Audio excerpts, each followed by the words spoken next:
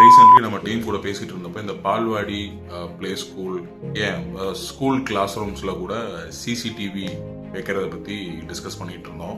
இதுவே நிறைய இடத்துல கேமராஸ் இருக்கு. அதுலேயும் இந்த பால்வாடி பிளே ஸ்கூல்லலாம் வந்து டீச்சர்ஸை விட அந்த ஆயம்மாக்கள் வந்து குழந்தைகள் மேலே வன்முறையை கையாளுற விதம் நிறைய வீடியோஸ் பார்த்துருக்கோம். மெயினாக இவங்ககிட்ட இருந்து பாதுகாக்கிறதுக்கு தான் அந்த ஐடியாவே. ஆனால் ரீசெண்டாக நடந்த ஒரு இன்சிடெண்ட் வந்து பெரிய ஒரு ட்விஸ்ட்டை கொடுத்துருச்சு. ஏன்னா டீச்சர்ஸ் ஆயம்மா வேற யாரும் அந்த குழந்தைய வந்து காயப்படுத்தலை.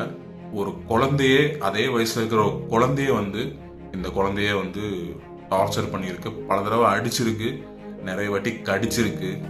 ஆனால் இதுவும் அந்த பிளே ஸ்கூல் மேனேஜ்மெண்ட் டீச்சர்ஸ் ஆயம்மாவோட அலட்சியம் தான். ஏன்னா இவ்வளோ கதறல்கள் கேட்டும் கிட்டத்தட்ட ரொம்ப நேரமாக அவங்க வந்து 3 குழந்தைங்களை அந்த ரூமில் வச்சு பூட்டி திறக்கவே இல்லை. அப்போதான் புரிஞ்சுது சிசிடிவி வச்சாலுமே ஒரு சில விஷயங்களை தடுக்க முடியாது. இதை விட சோகம் என்னன்னா, சில பேர் கமெண்ட்ஸில் வந்து அந்த 2 வயசு 3 வயசு குழந்தைய வந்து அவ்வளோ பழி சொல்கிறாங்க, திட்டுறாங்க, கொடூரமாக பேசுகிறாங்க. ஒரு 3 வயசு குழந்தை அப்படி பிஹேவ் பண்ணுதுன்னா அதுக்கு நிறைய ரீசன்ஸ் இருக்கலாம். மெயினாக பேரண்டிங், வளர்ந்து வந்த சூழல், கண்டிக்காத பெற்றோர் அப்படின்னு நிறைய ரீசன் இருக்கலாம். அதை வந்து மாற்ற தான் நம்ம ட்ரை பண்ணணும். அதை விட்டுட்டு 3 வயசு குழந்தையெல்லாம் திட்டுறது வந்து